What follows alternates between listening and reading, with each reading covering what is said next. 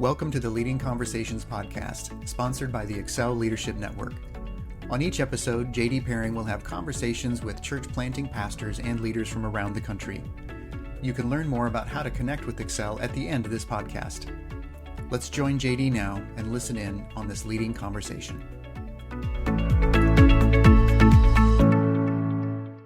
Welcome to the Excel Leadership Network Leading Conversations podcast. Today, we are very excited to have with us the great and powerful Justin and Heidi Fox from very north in California. Thanks, guys, for being here. Thank you. Yeah, great to be here. How's life in the Arcata, Humboldt area? Great. It is chill. It's another foggy, cold morning here in August. Mm-hmm. So we're grateful for the cool weather, and yeah, it's a little slow pace right now, at least this morning is. Hey, before we get into your story, can you tell us just maybe two or three things about that particular area that it might be good for us to know? Yeah, we read recently, and it's totally, you can see it everywhere, that it has the highest artists per capita of any other county in California. So of all the counties, this is the highest artist per capita. And people just sort of speak and look at life through the lens of art. It's just kind of this artistically driven place. And so you sort of see that expressed in so many different ways. It's this college town, so Humboldt State University just became Cal Poly Humboldt. We got the big upgrade. Oh, did it really? Yeah. What does that mean? I think it's an emphasis in the technical skills in different ways, but it meant like $5 million, $5 billion. A lot, $400 million. Something, yeah. Wow. It's supposed to double the campus, which was going to be like really incredible for this town. So we'll have, I think they have like 8,000 students, which is pretty small for a Cal State, and they were hoping to double that. So it's going to change the landscape of our community. Yeah, and it's that classic tension in a small, coastal, beautiful town in the redwoods where people don't want it to grow. You know, they don't want it to change from how it used to be. And then there's a whole push of like, well, this could bring a lot of great improvements and benefits to our area. We gotta figure out how to do this in a tasteful, thoughtful way, how to grow and develop. And so there's that push and pull happening too. But yeah, everyone's just so friendly here. We're just so grateful to be where we're at and to feel called to this place. The people are just so creative, like I mentioned, and colorful and just free-spirited people. They're just like free-spirited, you know. They just like people like, oh, when the people say, oh, that person marches to the beat of their own drummer or whatever. That's everybody in Humboldt. There are all drums going on everywhere, and it's so fun. Well, I know you grew up there, so let's get right into your story. Tell us, each of you, how you came to faith in Christ. How about you go first? Let's see. Well, I grew up in a Christian home. My parents immigrated from Holland and Norway, got married in the United States, and then my mom came from a Christian home, but my dad didn't, but he had become a Christian before they got married. And so really as a young girl, like I remember, I think in kindergarten, in Sunday school, them asking us, do you want to accept Jesus in the most precious way? I can like close my eyes and remember the moment, and the teachers being so excited for me and making that decision. And then I think like as I journeyed through middle school, I remember going to a conference and sort of feeling like, excited about my faith, but knowing that like, hey, this isn't my parents' faith anymore. Like I need to make a decision about this, and sort of in a sense rededicated my life. Like I do believe in this. And then not that long after got baptized, and really from that moment on felt a real call to ministry and to serve God in any way that he would allow me. Great. Yeah. And for me, same story a little bit. My parents were both Christians growing up, and so I'm the oldest of 5 boys, and I was at summer camp as an 8-year-old or something. And I mean, my story is kind of funny. I grew up in a Christian home, so I kind of had this Christian background in my life, but I hadn't made that personal prayer to God yet and made this relationship personal.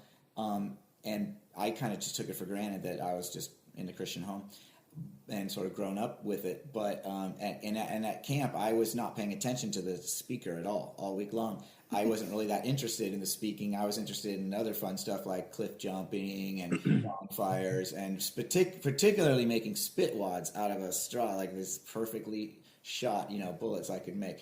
And so we were having spit wad contests, and I wasn't paying attention at all through the week. And then the last night, the only thing I ever heard all week long from the speaker was this phrase, "Then stand up now." And I just stood up because I thought that's what I'm supposed to do.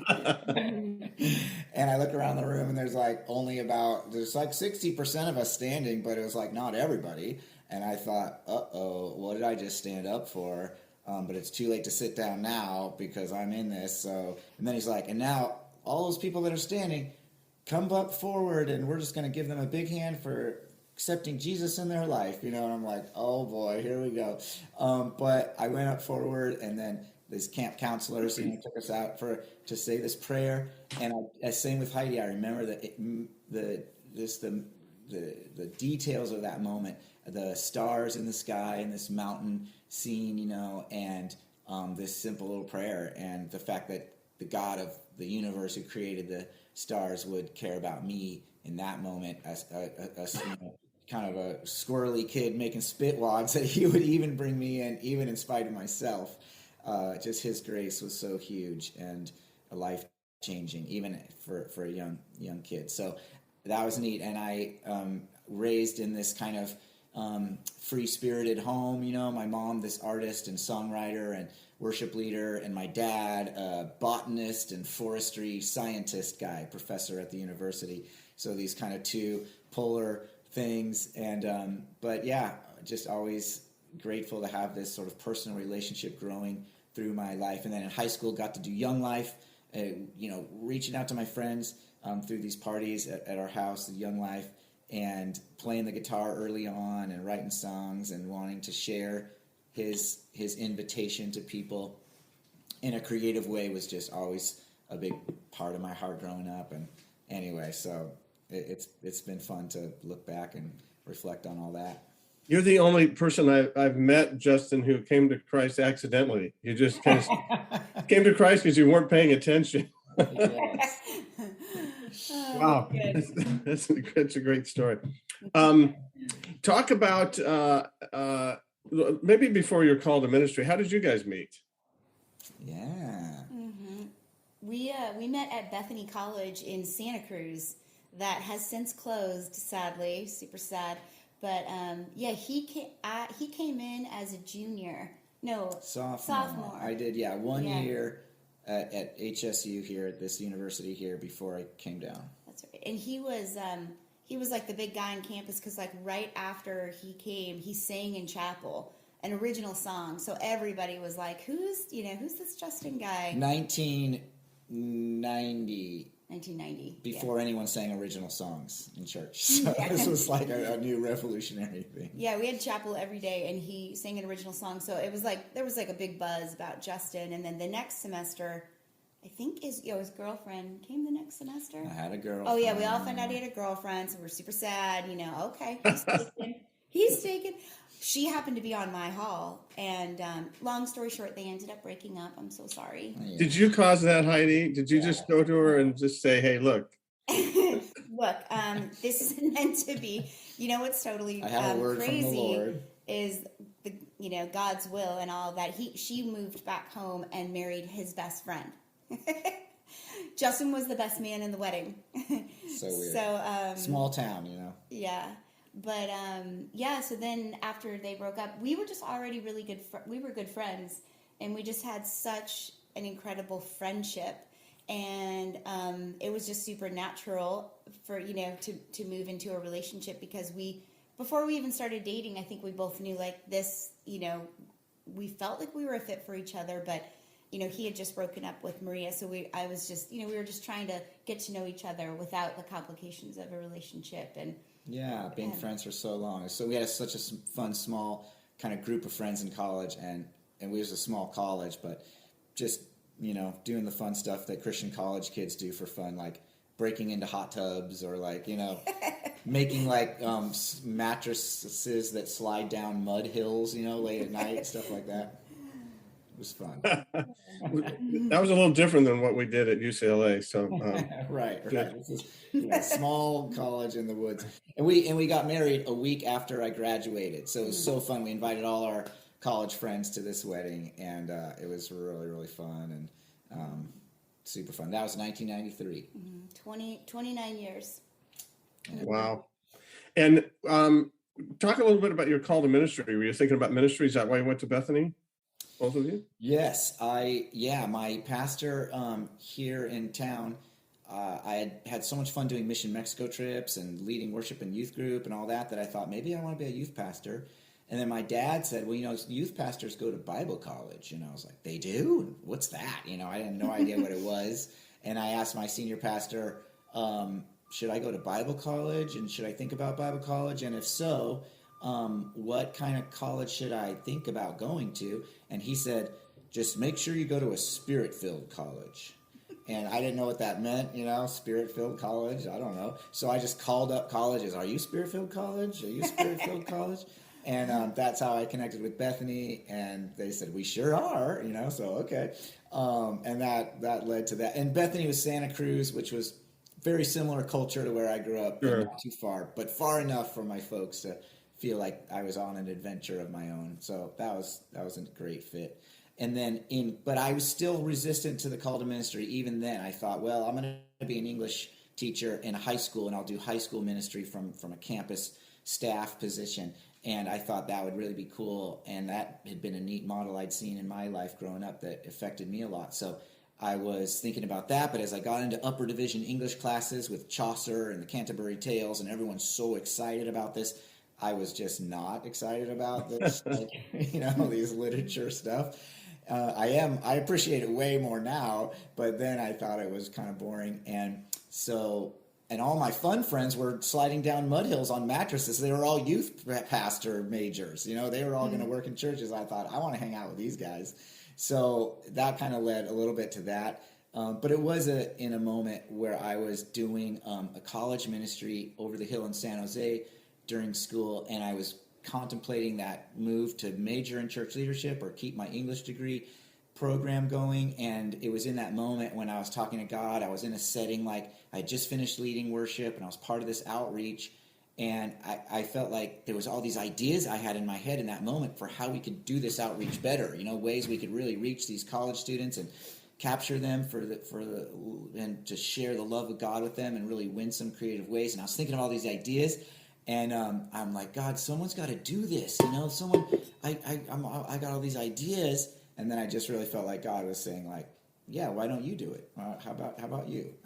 And I thought, I don't know. I don't think I could do that, And he's like, I'm going to help you. I'm going to give you everything you need. Just say yes to me, and I'll lead you on this creative path. And so that was cool. And talking to my dad, who was the scientist in the family, his affirmation around that was really encouraging too. Just him saying, "Yep, that sounds cool, man. We're behind you all the way." And my parents are Christian family, but they didn't have any people in the ministry in their family, so that was just a new kind of role in their lives. They thought maybe I was going to be like a priest or a monk. They would tell their friends. Well, and Justin's parents didn't grow up in Christian homes, so they both became Christians in high school, and so it was a really new for them, and that's so cool. How about you? Yeah, a little bit of my story. I was really involved in campus evangelism in high school, and our senior year we brought in an evangelist, and one of the more popular girls became a Christian, and that was just so life-changing for me to be a part of that journey in preparing. We started a Christian club, I think it was my senior year, and then we brought in this evangelist guy, and then just saying yes to serving God in that way made me just really excited about the ways God could use my life. And so went to Bethany, not exactly sure. I had been on a lot of mission trips, so I was kind of looking at maybe going overseas. But I really loved campus evangelism too, and so thought maybe I would be working college ministry on a college campus, and then God closed the door really for that my senior year in terms of like I was going to apply for an internship out of state, and then and then I graduated, and then we actually started dating, and so it was kind of like we just kind of started to dream together, like what could a life of ministry together look like, and so over the years continued to be involved in college small groups and ministry in that way. And then serving alongside Justin with the nonprofit that we served with itinerant music ministry for a lot of years. Yeah, so like right after graduation, I was going to do an internship at a church and begin a role as a pastoral staff. That was my degree emphasis. But I met Bob Kilpatrick, who wrote "In My Life, Lord, be glorified," and all these other songs from the 70s. And Bob was an itinerant worship leader. He traveled full time and shared the songs he'd written with churches every week all around the world. And I thought, now that sounds like a fun job. I want to do that. And I'd always had that dream to share God's love in creative ways through songwriting, and to get to travel and see lots of places, and to be on my toes in new contexts all the time just sounded like the perfect adventure. And Heidi was up for it. Even if it meant, being in an old broken down van with selling CDs out the back, she was just so into following God's leadership there. And so that was just fun. And you did that with the Justin Fox band for many years, right? Yes. You were all over the place. We had you up at our church a number of times. Is there any place you did not go? There's a lot of the Midwest. There's a lot of the middle of America. I never really. I don't know. We didn't do a lot in the. We had some middle. friends on the East Coast. We did a little East Coast thing. A bunch, all Colorado to the west, all those states up and down. Yeah. Mm-hmm. Yeah, it was. But mostly California. Almost 20 years. Pretty much 20 years on the dot. Is where I was able to transition off the road, off from being full time on the road. So what an adventure! Yeah. 20 years that you did that. And, we have had all sorts of bands come in, people. And I would say, Justin and Heidi, you guys are about the most gracious visitors we ever had in. You didn't have a writer of, hey, you need to press our pants and we need this particular type of coffee. You guys were just great. So, hey, talk about church planting. How did that happen? How did you get this bug for church planting? Yeah, man. Well, like I mentioned, right after college, I started touring full time. And one of the stops annually would be this hometown of mine here in Humboldt. We would come through here, spend a week doing local outreach and ministry. And every time we would drive back to Southern California from here, I would have all these ideas about ministry here and creative ways to reach this culture and this place growing up here, and knowing the people. It just sort of began to be a weight or a sort of a burden to sense this passion around that. And but yet our hands were so full in traveling and touring, and felt like God was really blessing that and pushing us out in that. So every few years I'd write these ideas down in a prayer journal and just say, Lord, is this something I should do or someone else should do? Or it was just on my heart. And it kept growing through the years. So again, probably like 25 years worth of praying about this, talking with people, keeping my eye on the area to see what God was stirring and what was happening in the ministry field. And then there would be junctions in our life where I would kind of like, Heidi and I would sort of bring it before the Lord. I'd say a prayer to God and say, is this the right time to explore this? And whether it was raising our kids or the ministry contexts or contours we were in our lives, whatever, it wasn't like God giving us that green light at those times. And that was okay. I was like, okay, because it was a scary thing to think about starting a new church and doing something brand new here in this town that I care so much about. It was so scary that I thought I'd be happy to not have to do that. Maybe someone else will do it, and now I can celebrate them, and it'll be so cool. But finally, about 3 years ago, we were looking at the upcoming future scenario of our youngest of 4 kids going off to college, and we were going to be empty nesters. Well, we knew that God wanted us to transition because he used 5 people we didn't know to say, it was after ministry events, 5 different people came up to us and said, they said, there's a transition coming. And when after, we were like, man, God is trying to tell us something. So that's when we were already discerning coming off the road. And then Justin went back to school. And so he went back to school, got a master's. And then that's when we started working went off the road, music ministry, and then transitioned into, and so there was. So I think seminary really gave me a lot more tools in my belt for pastoring a community in one place rather than this touring thing I'd been doing all these years. And then we had just some gracious churches that allowed us to practice being on staff together and growing as pastors. So all those years through on staff at Costa Mesa, and then in Richmond, Virginia for a couple of years, and then back to Seal Beach, and then at this great church in Seal Beach for 5 years as pastor of worship and mission. And it was during that time that we started to see the writing on the wall of being empty nesters and wondering what God had for us next. And would God use these years of pastoral ministry and the experience we've had to kind of finally step out as church planters? And praying about that, doing some assessments with others, and getting some great input in our life around that, taking those first exploratory steps, like, could we do this? Should we do this?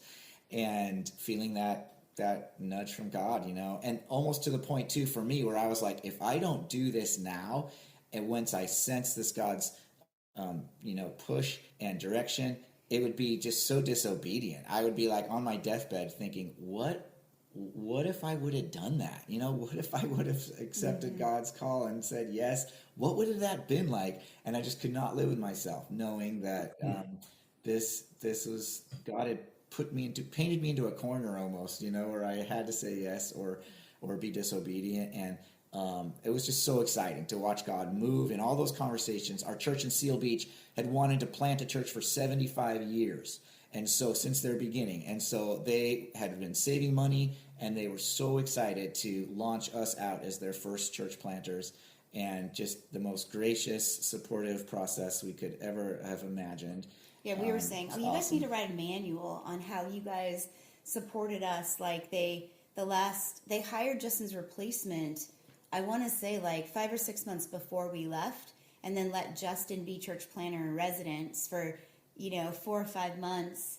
And that was just such an incredible gift because we could, he was still on staff and he still had a few little responsibilities, but really not much. And then just from day one, it was like, we're excited for you, because we'd heard plenty of stories of people that said, when they were going to plant a church, they're like, okay, well, there's the door, kind of like, like this disappointment in them. And, we heard a friend say that the church said, yeah, we'll support you and everything. And then as soon as they left, they didn't support them. They took away all their. That's the normal. That's the typical church planter initiation. Oh, man. And they've been, 2 of the guys sit on our board now, and they've just been nothing but continued to support. They gave us an incredible, generous amount of money. And it's just been so life-giving to have their continued support, and they have us give little updates here and there, and it's been so incredible. And when we were coming up here to do some exploratory, I think it was over a year before we moved here, a family friend said, hey, you can buy my house. And there just isn't hardly any housing up here. It really is a housing crisis up here. There's not enough homes.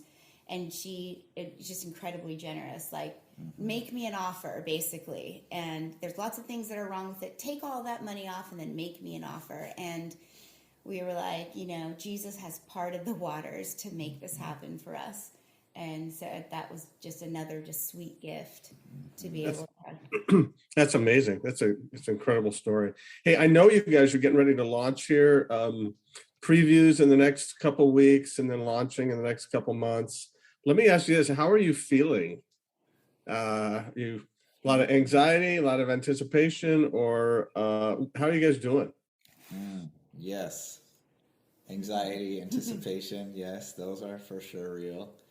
Yeah. I think we feel those things. I think our team has made such an incredible turn in the sense of like they're jumping in such in like they're jumping in so much, and it has really just kind of lifted us up. Like I feel like even more so, I was more nervous maybe like a couple months ago, and now with them like leaning in, we just feel like there's these arms wrapped around us. Like sure, there's definitely this anticipation, like man, Jesus, like help us, but like with with them locking arms with us in incredible ways has felt like the support that we've needed, and at just the perfect timing, they're like, hey, we got this together, we can do this. Mm-hmm.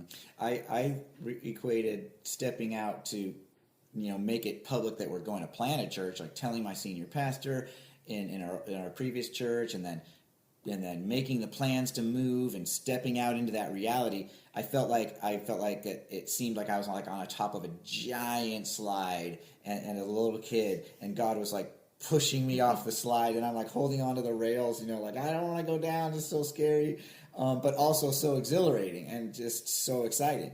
And so I felt like that then, and I think I feel like that again in a new way. I'm on another slide now, and we have our venue and we have our dates, and now this Sunday gathering thing's gonna happen. And I'm like, I don't know, man. I like to stay, it's so scary. And I think for me as a creative person, as a sort of a visionary, I can kind of, in my artistic bent, I can get a little perfectionist-y in the way I imagine something to be so amazing and so cool. And then when like reality hits, it's like, okay, well, reality is, it might not be all that, and it's fun to kind of dream and paint pictures about what could be. And it's another thing to actually step out and do it. And then it's like, well, here we are, and this is it, and this is reality. And so those two things are just, I'm just navigating that. But yeah, a lot of like, okay, wait, there's a projection system. I think there's a screen in there. How will we hang the screen? Do we have the right cable to go to the projector? And like, this is happening in a matter of weeks. Like we should know this. Anyway. Hundreds of details. Yeah. It sounds like it's another Stand Up Now situation. Great. And are you going to end every service with Stand Up Now? Is that? Yes. That's perfect. Yes. Yeah. Hey, let me ask you this one last question for each of you. Can you give us a leadership tip? You've been in leadership, and I mean, it's just amazing that you actually traveled for 20 years and survived and did all that and just did ministry, and now you're back in your hometown planting. But can you give us one tip each for leaders? Church planting was really new to us, but I loved what you said. I think about coming that year and learning, and that's really kind of what we did as well. Even though we were from here, I think just for specifically maybe for church planters, this might be more specific for them, but just that getting to know the community and loving them where they're at, and kind of like when someone goes to another country and they're really trying to learn the culture, and culture shock for us too. And I think something that we learned is even people that knew us, it took time for them to trust us. And that was, I think a normal thing, but people, a lot of times, this is a very remote area-ish, and people come and go a lot. And so I think people were like, is this for real? Are they really going to stay here? Can we trust them? And I think there's a lot more grief in this area from church hurt that we knew about some of it, but we weren't. So I think like being patient as you learn, learn the culture and being patient with people as they, get to know you and build trust with you. And so I think that's the thing that popped into my head is just, really, really taking the time to get to know your community and in a sincere way. And that takes time sometimes. And that it doesn't happen overnight, and to be patient in that process. It's cool. Great. I was thinking of, when we're thinking about leaders in our group, and we're thinking about potential people that we want to invite in to help us. That classic grid that some people look at is faithful, available, and teachable, right? FAT, are these people faithful, available, and teachable? And I was just thinking I was going to twist that around and kind of put it on myself. Like, as a leader, are we faithful, available, and teachable? And I think I don't know, I just thought about that just now. I mean, I think to be faithful, to be responsible, show up, do the thing. Like they say, half the battle is like just showing up, so it's like, I don't know what I'm supposed to, because we're learning every week how to train a launch team. I've never trained a launch team before. So it's just such a learning experience each week, each day. So it's all new. So it's half the battle, kind of showing up, being available, saying yes, having that sort of courage to do that, which most leaders don't have a big trouble with. I think the teachable part is another part that, I'm just so learning about that, how to stay a lifelong learner, and the books that we're reading, the things that we're challenging ourselves with, and then the way we're letting others in our launch team, our culture, people, coaches teach us how we're trying to learn how to do this well, being teachable in this season as leaders. That's been super cool for us. And so I don't know, maybe there's leaders out there that one of those three things is a challenge or a growing edge, and I'd say, how cool can it be if we have a neat balance of those things and we're leaning in to those three things in our lives, even as we look for those in others. That's an excellent answer. It's kind of interesting. We don't have an answer. Boom. That's great stuff. Hey, well, thank you guys so much. We're very excited for you being in that particular area, excited about what God is doing. He has used you guys amazingly, blessed you, and we know he's going to do that in the future. So we're looking forward to getting just a front row seat to see what's happening there. So thank you so much for being with us today. Thank you so much. Thanks for having us. So fun, and we're so grateful for your just gracious support and encouragement to us. It's just huge. So yeah, it's been very life-giving. So Thanks for joining the Leading Conversations podcast. We hope that you found it both helpful and encouraging. At Excel Leadership Network, our focus is on the church planter rather than the church. If you'd like to find out more about us, visit our webpage at excelnetwork.org. Don't forget to subscribe to this podcast so you don't miss any future episodes. See you next time with another Leading Conversation.